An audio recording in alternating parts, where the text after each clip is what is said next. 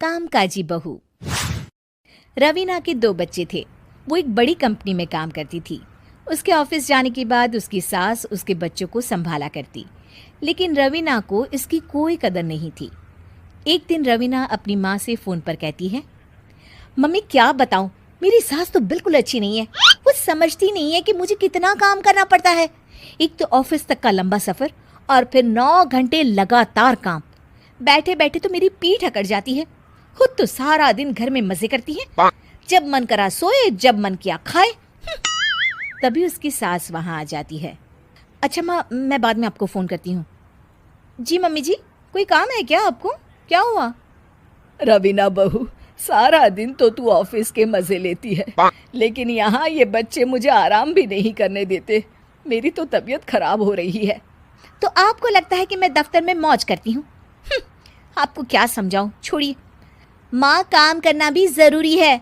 मजबूरी नहीं होती तो मैं खुद ही अपने बच्चों को देख लेती। अब आज तो छुट्टी है ना, आज तो कम से कम घर का काम कर ले। बहू काम शुरू करती है। बच्चे के साथ काम करना उसके लिए असंभव हो जाता है। वो जाकर बच्चा सास को देती है और कहती है, मम्मी जी ज़रा बच्चा तो पकड़ लीजिए, मैं घर का काम कैसे करूं? जैसे मैं करती हूँ रोज बच्चे के साथ। तुझे बताऊं तो तू सोचती है कि कोई बड़ा काम तो है नहीं, बच्चा तो सोता रहता है। अब देख लिया। खैर, बस मैं यही तुझे समझाना चाहती थी। ला, बच्चा मुझे दे और काम कर। बहू मुंह बनाकर वहां से चली जाती है। वो मन में सोचती है, बात तो सही है, बच्चे के साथ घर का काम करना असंभव है। वो किसी तरह काम करती है और अगले दिन ऑफिस के लिए निकल जाती है। ऑफिस में उसकी सहेली उससे कहती है, यार तू तो बड़ी लकी है, तुझे तेरी सास खाना बना कर देती है, बच्चे भी देखती है और तुझे किसी बात की चिंता भी नहीं होने देती। अरे क्या लकी, बदले में मैं उन्हें पूरी कमाई जो दे देती हूँ और अपने बच्चे से दूर रहती हूँ वो अलग। हर किसी को ना दूसरे की प्लेट में ज्यादा घी दिखता है। जा अपना काम कर।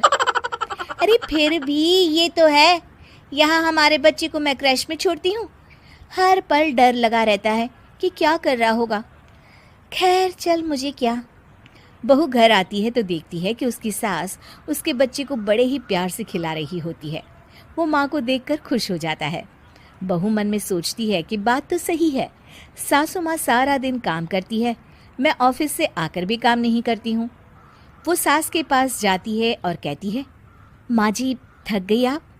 और क्या, सारा दिन चक्कर घीनी की तरह पूरे घर में घूमती रहती हूँ और अब उम्र भी नहीं रही।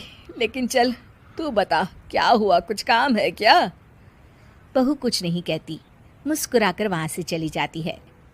लेकिन अगले दिन सुबह सुबह बहू सास से पहले उठकर उन्हें चाय देती है। अरे आज सूरज कहाँ से उगा है, तू पहले उठ गई। चल अच्छा किया, मरने से पहले तेरे हाथ की चाय तो पी ली। चलो अब चलकर किचन में लगूं। माँ जी, आपको आज से काम करने की जरूरत नहीं है। काम करने की जरूरत नहीं है मतलब? क्या तू करेगी आज से सारा काम? इतने अच्छे तो हमारे नसीब नहीं है भाई। नहीं माँ जी, मैं नहीं करूँगी, ना ही आप करेंगी, बल्कि ये करेगी। तभी वहाँ एक काम वाली बाई आ जाती है। ये कौन है बहू? माँ जी, ये नौकरानी है और आज से सारा काम यही करेगी। मुझे माफ़ कर दीजिए माँ जी, मैं नहीं समझ पाई कि आप थक जाती हैं। आज से आप सिर्फ आराम करिए और मुन्ने के साथ खेलिए। और सास बहू बच्चे के साथ खेलने लग जाते हैं। कानी बहू। किशोरी लाल जी के बेटे राघव की शादी की बात जगह जगह चल रही थी, लेकिन किशोरी लाल जी को कोई लड़की पसंद ही नहीं आती थी। और उसकी एक ही वजह थी, किशोरी लाल जी का लालची होना। उनको लड़के वालों से मोटा दहेज चाहिए था और इसी चक्कर में एक दिन वो एक बहुत पैसे वाले के घर अपने बेटे का रिश्ता लेकर पहुंचे। उस आदमी का नाम था ओम प्रकाश। देखिए किशोरी लाल जी, मेरी एक ही बेटी है और मेरी सारी संपत्ति जायदाद सब कुछ मेरी बेटी नैना का ही है। पापा, नाम से लगता है बहुत खूबसूरत होगी। कितना अच्छा नाम है ना, नैना। ओ वैसे बात तो सही है आपकी। अब इतना पैसा है, ज़मीन जायदाद है, इकलौती बेटी, आप भी क्या करेंगे, सब कुछ उसे ही देंगे ना। बिल्कुल ठीक पहचाना आपने, बस बेटी की शादी और सारी जायदाद उसके नाम। पापा, बिना देखे हाँ कर दीजिए ना, इतना अच्छा रिश्ता फिर कहाँ मिलेगा। माला माल हो जाएंगे हम। मैं अपनी बेटी को बुलाता हूँ। अरे नहीं नहीं नहीं नहीं, आपकी बेटी का नाम नैना है, सुनकर ही लगता है बहुत सुंदर होगी। रहने दीजिए अंकल, मैं तो आपकी बेटी के नाम से ही इतना खुश हो गया हूँ कि उसे बिना देखे शादी करने को तैयार हूँ। अब तो मैं उसका चेहरा सीधे शादी के बाद ही देखूंगा। और इस तरह राघव नैना का चेहरा नहीं देखता और उससे शादी कर लेता है। शादी के बाद अपनी सुहाग रात पर जब राघव नैना का घूंघट उठाकर देखता है तो नैना की आंखें बंद थी। कितने खूबसूरत हो तुम नैना, जरा अपनी आंखें खोलकर मेरी तरफ देखो तो सही।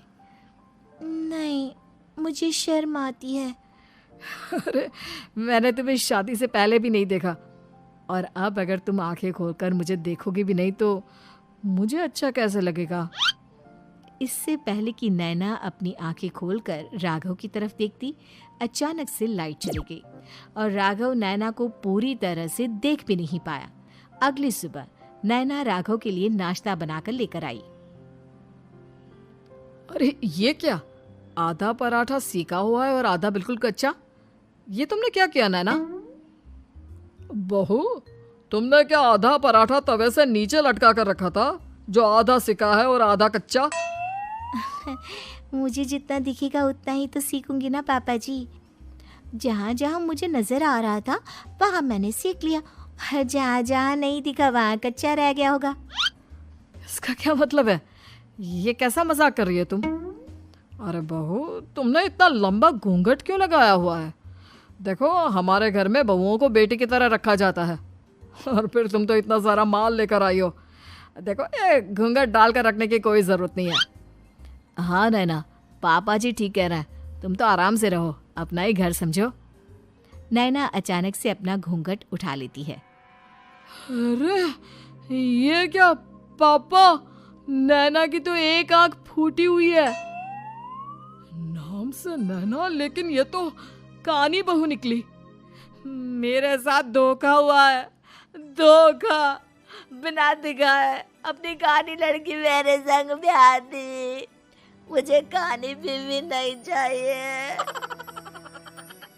मुझे अभी ओम प्रकाश जी से बात करनी पड़ेगी। आखिर उन्होंने मेरे साथ ऐसा किया क्यों? अरे, आप लोगों ने ही तो पापा से कहा था कि आप लोग शादी से पहले मुझे देखना नहीं चाहते। अब मेरे पापा पर क्यों इल्जाम लगा रहे हैं? अरे लेकिन उन्हें बताना तो चाहिए था ना कि तुम कहानी हो, एक आंख से तुम्हें दिखाई नहीं देता। किशोरी लाल और राघव नाराज होकर ओम प्रकाश को अपने घर बुलाते हैं। पापा जी, ये आपने क्या किया? शादी से पहले बताया क्यों नहीं कि नैना की आंखों में परेशानी है? अरे, आप ही ने तो लड़की देखने से मना कर दिया था। अरे लेकिन आप बता तो सकते थे। आपको तो हमारी बेटी की प्रॉपर्टी चाहिए थी, वो भी पूरी की पूरी। अब क्या हुआ अगर उसे आधा दिखाई देता है? प्रॉपर्टी तो आपको पूरी मिल गई ना। अरे ये क्या बात हुई? मेरी शादी प्रॉपर्टी से नहीं, आपकी बेटी से हुई है। अब ये तो पहले सोचना चाहिए था, तब तो मेरी प्रॉपर्टी देखकर तुम्हारी जुबान लप लपा रही थी। लेकिन मैं कानी लड़की को अपनी बीवी बनाकर नहीं रख सकता। पापा, कुछ करिए ना आप। हाँ, करता हूँ। देखिए ओम प्रकाश जी, आप हमारे साथ ऐसा नहीं कर सकते। और तुम देखो, अगर तुमने मेरी बेटी से शादी तोड़ी ना, तो जो भी प्रॉपर्टी मैंने तुम्हें दी है वो तो पूरी की पूरी वापस ले ही लूंगा, और आधी प्रॉपर्टी तुम्हारी भी लूंगा। अरे मेरी आधी प्रॉपर्टी भला क्यों लेंगे आप? इसलिए क्योंकि मेरी बेटी को आधा नजर आता है और उसकी नजर अभी तक तुम्हारी आधी जायदाद पर ही पड़ी है। अब तुम उसे घर से निकालोगे तो कुछ तो लेकर जाएगी ना। और अगर हम आपकी बेटी को अपने घर की बहू बनाकर रखे तो? तो तुम्हारी पूरी प्रॉपर्टी तुम्हारी ही रहेगी, और जो मैंने तुम्हें दिया है ना, उसमें से बस मैं आधा लेकर जाऊंगा। अरे लेकिन अब आप अपनी दी हुई प्रॉपर्टी में से आधी वापस क्यों लेकर जाएंगे? अगर मैं आपकी बेटी को अपनी पत्नी बनाकर रखने को तैयार हूं तो? इसलिए ताकि भविष्य में अगर तुम मेरी बेटी को धोखा दो तो उसके पास कुछ तो रहे जो पति का हो। वैसे मेरे पास तो बहुत कुछ है, लेकिन अपने पति की कोई निशानी तो उसके पास होनी चाहिए ना। अब अगर तुमने मेरी बेटी को कानी कहा तो तुम्हें प्रॉपर्टी भी कानी ही मिलेगी, पूरी नहीं। जमाए राजा। किशोरी लाल और राघव समझ चुके थे कि वो बुरी तरह फंस चुके हैं और अब उनके पास वहां से निकलने का कोई चारा नहीं है। अब समझ में आया ना, लालच बुरी बला होती है। एक तो तुम्हें प्रॉपर्टी मिली, ऊपर से बीवी मिली, उसमें तुम्हें नखरे भी दिखाने हैं। आए बड़े, चुपचाप बैठो दोनों। कुछ दिनों के बाद नैना राघव की कार लेकर बाजार घूमने निकलती है और जब कार लेकर वापस आती है, ये क्या, एक तरफ से मेरी गाड़ी पूरी खराब हो चुकी है।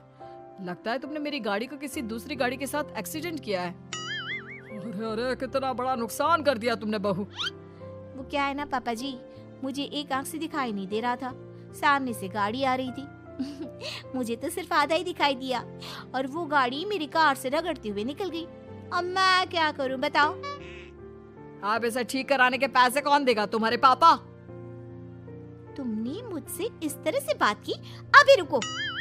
नैना राघव की शिकायत ओम प्रकाश को कर देती है। देखो राघव, अब जो मेरी आधी प्रॉपर्टी तुम्हारे पास थी ना, उसमें से आधी और मैं लेकर जाऊंगा, क्योंकि तुमने मेरी बेटी को डांटा। अरे नहीं नहीं पापा जी, गलती हो गई, माफ कर दो। गलती की तो कोई गुंजाइश ही नहीं। अगली बार मेरी बेटी को डांटा तो बची हुई आधी में से आधी और ले जाऊंगा। लालच के चक्कर में हम दोनों ने बहुत बड़ी गलती कर दी बेटा। एक तो तुम्हें कानी बहू मिली और ऊपर से जो माल मिला वो भी काना। इस तरह राघव की हर एक गलती पर ओम प्रकाश उसकी